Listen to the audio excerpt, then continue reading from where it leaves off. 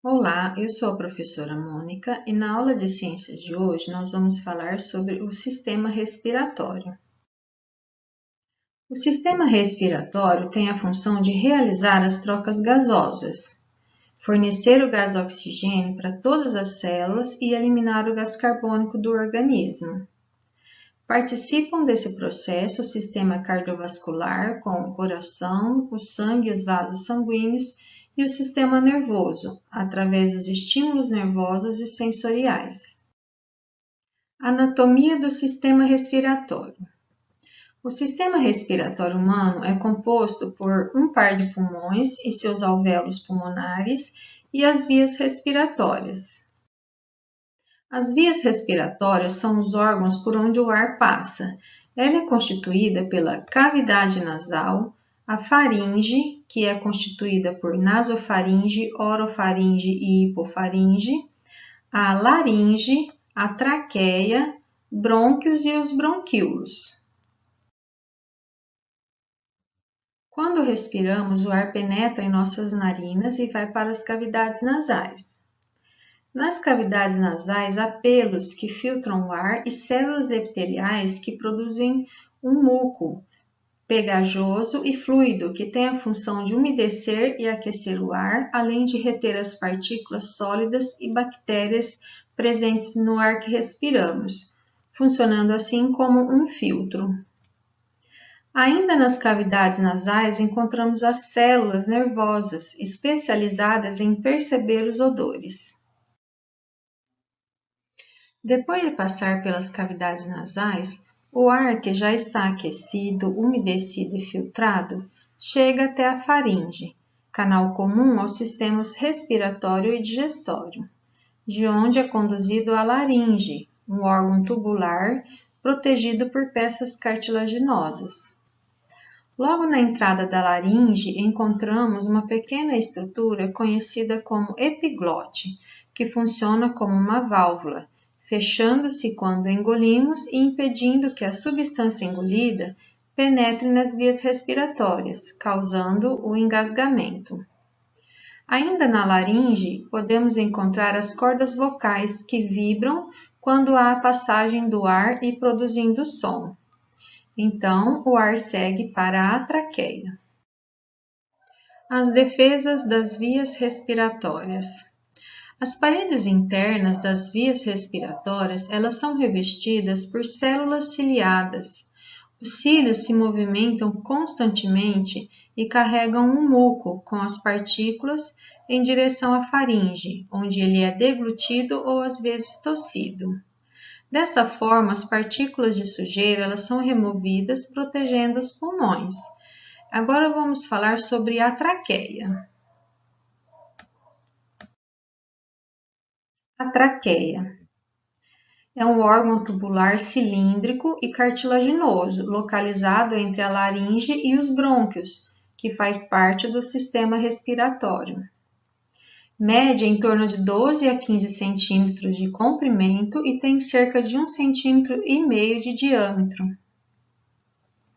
Ela se ramifica em brônquios direito e esquerdo, e já dentro dos pulmões, estes se ramificam em tubos cada vez mais finos, os bronquíolos, que acabam em pequenas bolsas, os alvéolos pulmonares. Então, aqui do lado a gente tem a imagem desses alvéolos pulmonares e dos brônquios e os bronquíolos. A função da traqueia. A parte interna da traqueia possui cílios e muco responsável por umedecer e purificar o ar antes de levá-lo aos pulmões, protegendo o organismo da entrada de poluentes e micro-organismos, como vírus e bactérias. Sua função é filtrar, umedecer e aquecer o ar para conduzi-los aos pulmões. Os pulmões. Eles são órgãos esponjosos com capacidade elástica.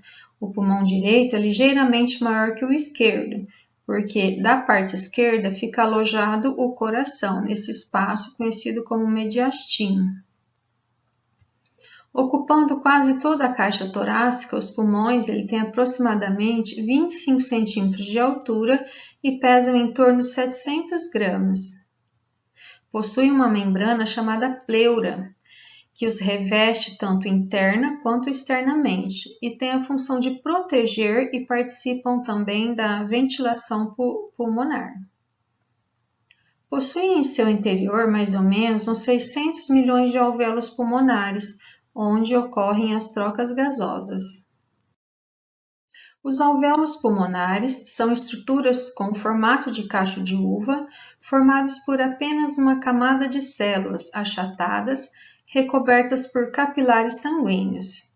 Nessas estruturas ocorre hematose, processo onde o gás oxigênio presente nos alvéolos difunde-se para os capilares, penetrando nas hemácias.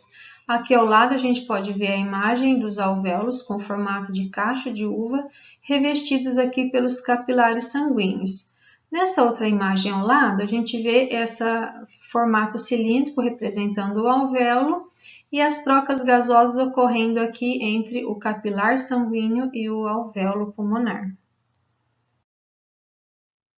O ar que se encontra dentro dos pulmões é constantemente renovado a fim de garantir sempre o gás oxigênio nos capilares sanguíneos que circundam os alvéolos pulmonares. Essa constante renovação do ar é chamada de ventilação pulmonar. Ela depende principalmente dos músculos intercostais, dos peitorais e de um músculo horizontal, o diafragma, músculo que divide o tórax da cavidade abdominal. Os pulmões eles trabalham com a participação dos músculos e por diferença de pressão interna dos pulmões e externa do meio ambiente. Aqui nós temos o esquema da ventilação pulmonar, ou como conhecemos como movimentos respiratórios. Na inspiração, o diafragma contrai-se e baixa. Os músculos intercostais eles contraem-se e elevam as costelas. O volume da caixa torácica aumenta. Os pulmões distendem-se e a pressão dentro dos pulmões diminui relativamente em relação à pressão atmosférica. O ar atmosférico entra nas vias respiratórias e chega aos pulmões. Já na expiração, o diafragma relaxa e eleva-se. Os músculos intercostais relaxam e baixam as costelas, e o volume da caixa torácica diminui. Os pulmões eles se contraem. A pressão dentro dos pulmões aumenta em relação à pressão atmosférica. O ar que se encontra nos pulmões sai para o exterior, passando pelas vias respiratórias. Todo esse processo da ventilação pulmonar, ele acontece devido ao comportamento dos gases na atmosfera. Os gases, eles tendem a sair do local onde a pressão é maior e se deslocarem para um local onde a pressão está menor. Isso tudo em função de um equilíbrio. Então, a ventilação pulmonar, essas trocas gasosas, elas acontecem de uma forma passiva, exatamente pelo deslocamento do ar aí nos locais por diferenças de pressão. Então, nós vamos agora ver o controle respiratório. Como que a gente mantém esse controle? Então, a respiração ela pode ser controlada até um certo ponto, sendo possível parar de respirar por alguns minutos ou mais. Porém, após um certo tempo, ela passa a ser comandada por um centro nervoso, localizado acima da medula espinal, que é o centro respiratório. Então, dessa forma, o sistema respiratório, o sistema circulatório e o sistema nervoso, eles agem de forma conjunta, um complementando o trabalho do outro, para que não falte oxigênio em todas as nossas células. Então, se a gente insistir no processo de não querer respirar, a gente perde a consciência e o centro respiratório toma o controle da situação.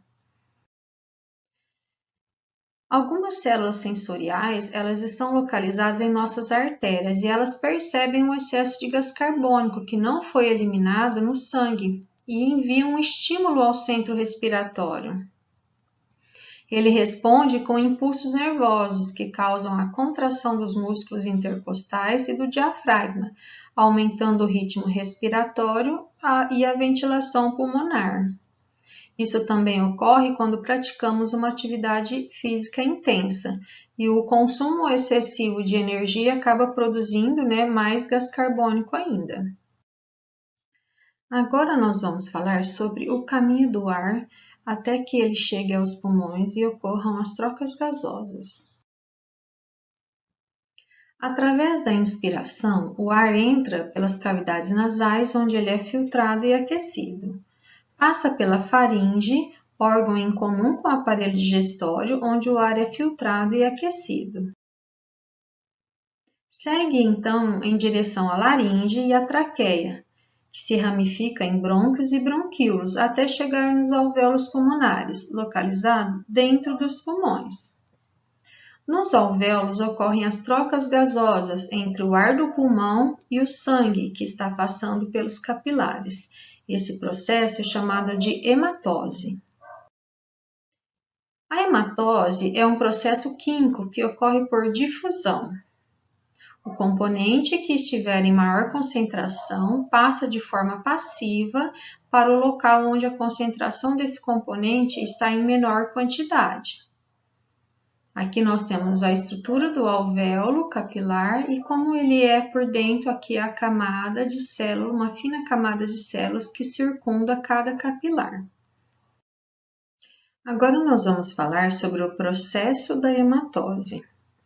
O sangue com gás carbônico trazido pelo sistema circulatório, ele chega aos alvéolos pulmonares através dos capilares sanguíneos. Ele está representado aqui no esquema pela cor azul.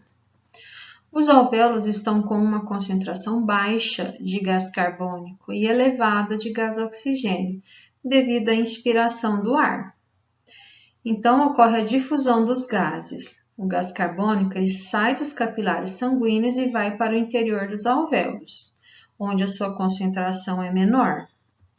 E o oxigênio ele sai dos alvéolos e vai para os capilares, onde a sua concentração está menor. Então, o sangue retorna para o coração, onde será bombeado para todo o organismo, oferecendo novamente o gás oxigênio para todas as células, recolhendo delas o gás carbônico, para que ele seja eliminado através da expiração. O papel do ciclo cardíaco e o sistema respiratório. O gás oxigênio é levado a todas as partes do corpo através do ciclo cardíaco. Aqui no esquema ao lado está representado na cor azul o sangue contendo gás carbônico, chamado sangue venoso, e na cor vermelha o sangue arterial contendo gás oxigênio. As células elas usam o gás oxigênio para a produção de energia em uma reação chamada metabolismo basal, que é uma reação para a manutenção da própria vida e para a produção de novas células. Essa reação ela tem como resultado algumas substâncias que precisam ser eliminadas, e o gás carbônico é uma delas. Então, o sangue retorna aos pulmões, trazendo o gás carbônico, que será eliminado do organismo através da expiração. Então, o ciclo cardíaco permite a movimentação do sangue pelo corpo todo, retornando aos pulmões para que as trocas gasosas sejam realizadas.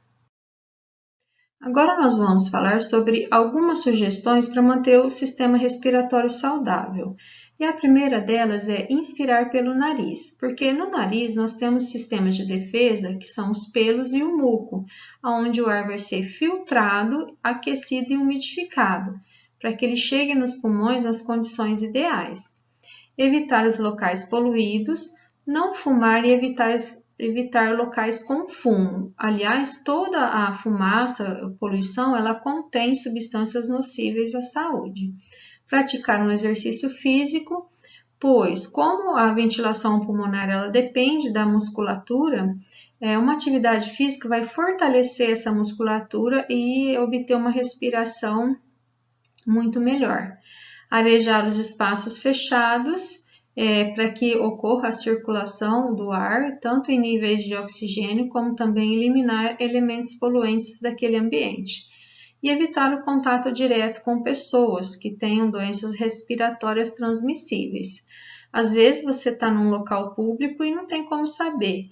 Então, o importante é que evite locais com grandes aglomerações de pessoas e, se possível, que esse local seja bem ventilado. Então, nós ficamos por aqui na nossa aula de hoje. Eu desejo a vocês bons estudos e nos vemos na nossa próxima aula.